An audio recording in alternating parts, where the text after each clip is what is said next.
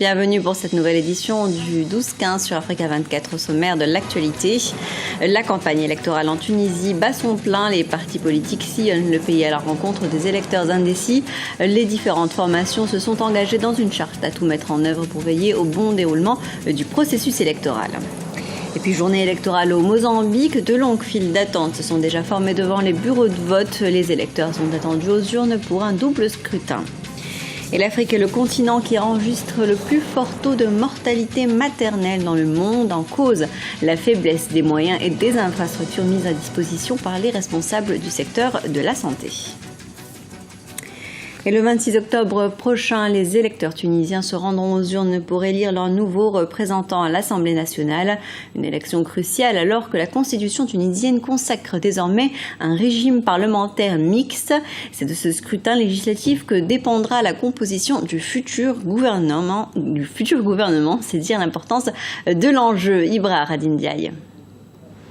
Les Tunisiens se préparent pour les élections législatives prévues le 26 octobre 2014. Sur le terrain, les différents partis politiques et leurs représentants sillonnent le pays pour convaincre les indécis encore nombreux. La campagne électorale est parfois longue comme celle que nous venons de vivre à l'instant, mais elle peut être source de préoccupation. Lorsque vous êtes sur le terrain, il y a des gens qui disent qu'ils ne s'intéressent à aucun parti politique et qu'ils ne sont pas prêts à aller voter. Pour ne pas compromettre les chances de la transition en dents de scie depuis la révolution de 2011, 28 partis politiques ont signé une charte d'honneur qui vise l'organisation d'une élection transparente et impartiale acceptée par toutes les parties. Jusqu'à présent, il n'y a rien qui menace sérieusement les élections ou son processus neutre et démocratique. J'espère que cela n'arrivera pas. Les partis politiques n'ont pas été forcés par une quelconque autorité supérieure pour rédiger cette charte. Ils ont choisi eux-mêmes de le faire. C'est pourquoi je dis qu'ils étaient dans une position de responsabilité en mettant en place des mécanismes pour éviter les violations qui peuvent arriver. Dans les rues de Tunis, certains électeurs ont déjà fait leur choix. En ce qui me concerne, je ne suis pas pour ce parti, non. Tout autre parti peut gagner, mais pas celui-là. Vous devez sélectionner les partis pour lesquels vous allez voter par élimination. Les gens disent qu'ils ne savent pas toujours pour qui ils vont voter. Ils n'ont qu'à décider pour qui ils ne voteront pas et voter par élimination pour celui qui reste. Parmi les favoris du scrutin figure le parti islamiste Ennahda et son principal rival, le mouvement Nida Tounes, dirigé par l'ancien premier ministre de la transition, Bézi Caï Essebsi.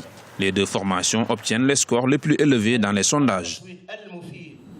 Journée électorale au Mozambique, près d'11 millions d'électeurs sont attendus aux urnes pour un double scrutin législatif et présidentiel. Le favori du scrutin, le parti Frélimo, au pouvoir depuis 39 ans, pourrait perdre du terrain face à son opposant de longue date, le parti de la Renamo. Candidat de la Renamo, Afonso Dhlakama est une figure de l'opposition mozambicaine, alors que le candidat du Frélimo, l'actuel ministre de la Défense Philippe Nyusi, peine à remplir ses salles de meeting. Sali Ganem et Ibra Khatindiaï. Les électeurs mozambicains sont appelés aux urnes ce mercredi 15 octobre pour élire le nouveau président de la République.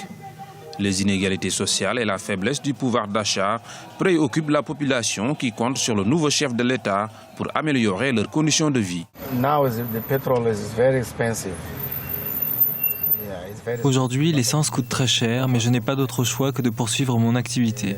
En ce qui concerne notre prochain président, s'il arrivait que M. Nyusi remporte les élections, ce serait bien parce qu'il a promis le changement.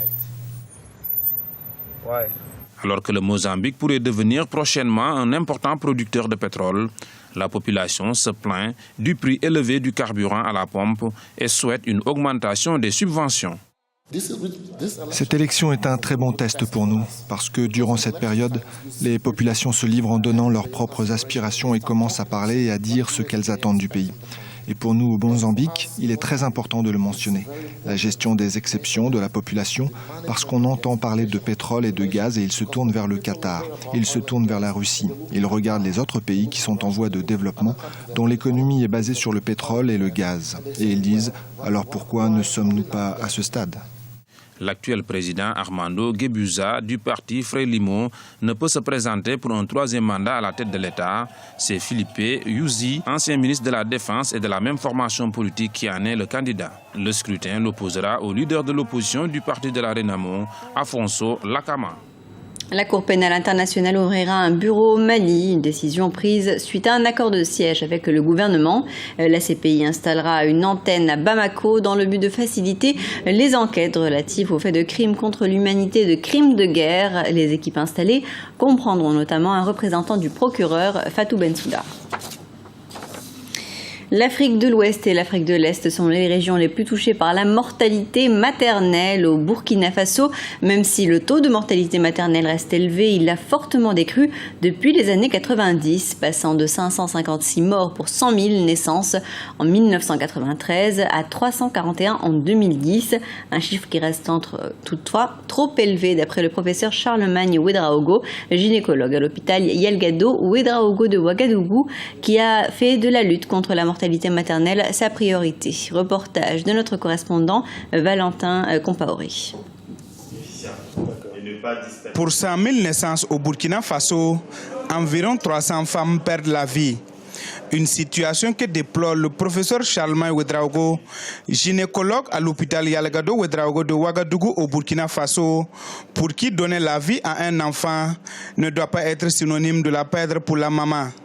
Même si la mortalité maternelle a régressé de moitié au Burkina, sur les 30 dernières années, son ampleur reste considérable au regard des indicateurs. Un combat qui est parti d'une histoire vécue. Lorsque je commençais l'apprentissage de la gynécologie obstétrique, j'ai une femme qui est décédée parce qu'elle n'avait pas d'argent pour acheter une paire de gants.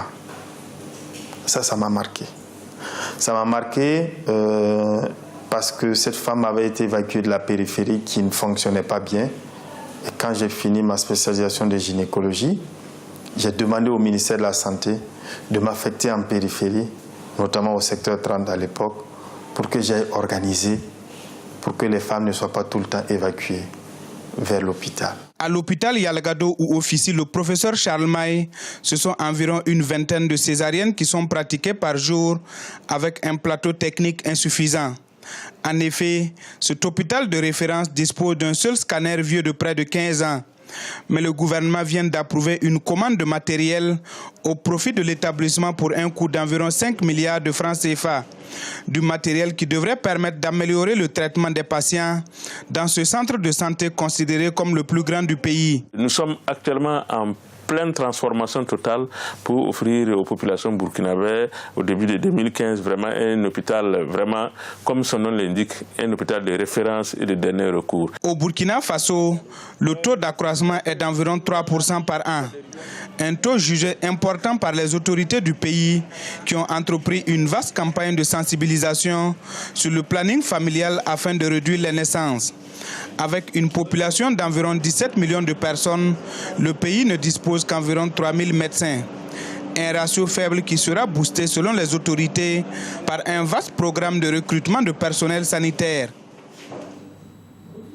Le Gabon en tête du groupe C pour les éliminatoires de la CAN Maroc 2015. Les Panthères du Gabon ont battu les étalons du Burkina Faso samedi dernier à Libreville, 2-0 grâce à un doublé de Pierre Aubameyang. Retour sur cette rencontre avec notre correspondant au Gabon, Douglas Dotoumé. C'est sur la marque de 2-0 que les Panthères du Gabon ont battu les étalons du Burkina Faso samedi à Libreville. Une rencontre qui rentre dans le cadre des éliminatoires de la Coupe d'Afrique des Nations Maroc 2015. Après une première période équilibrée et un but burkinabé refusé pour hors-jeu, les Gabonais vont se ressaisir et multiplier les offensives conformément aux consignes du coach. Et je dis déjà, on a fait un très bel match. Les joueurs, ils ont fait sur le terrain tout qu'on a demandé. On a maintenant 7 points et c'est ça que je dois penser. Je dois travailler sur les choses que je peux contrôler. Le premier but de la rencontre a été inscrit à la 67e minute sur une action collective. Bien décalé par Malik Evouna, Aubameyang alias Spider-Man n'a eu qu'à pousser la balle dans les filets. Une rencontre qui a basculé en espace de quelques minutes. En effet, le second but de la rencontre a été inscrit quasiment dans les mêmes conditions. 7 minutes plus tard, on retrouvait les deux hommes. Evouna déposait Bambara et décalait son compère Péa qui n'a eu qu'à pousser la balle dans les buts vides à la 74e minute. Je pense qu'on a une super génération et il faut profiter de ça. Je pense que ce soir, C'est sûr, on était un petit peu crispé en première mi-temps, mais après on a réussi à se débloquer en deuxième période. J'ai dit, on a une belle génération. D'ailleurs, il faut féliciter toute l'équipe parce qu'ils ont été vraiment super. Et j'ai une pensée aussi à Malik Evouna qui a fait un très très gros match ce soir. Et je suis content parce que c'est un petit qui progresse. En mauvais perdant, les étalons du Burkina Faso ont refusé de se présenter en conférence de presse. Le match retour est prévu pour ce mercredi à Ouagadougou. Cette victoire place donc le Gabon en tête du groupe C devant le Burkina Faso, le Lesotho et l'Angola. C'était le journal de la rédaction. Merci de l'avoir suivi. Dans un instant, une nouvelle édition du 12-15 sur Africa 24.